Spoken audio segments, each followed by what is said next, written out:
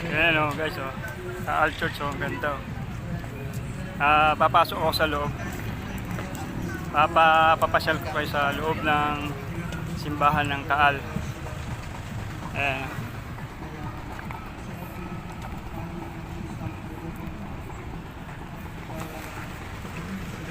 Ang ganda. Ang ganda dito. Bilang pagkakot at pagtanggap natin sa ating mga bagong kasal, pasalubungan po natin sila ng kasigawang parang ito. Pasok tayo sa loob. Sa upuan ng mga magulang ng kantina. Masyado lamang nasabing si baby sa kanyang daddy. Tumayo muna kayo. Magsitayo po ako. Bilang ganda ng ituwaga sa pag-ibig at pagmamahalan, Dora Rachel, babatingin mo sa Rachel ng isang masulit first kiss bilang mag-asawa.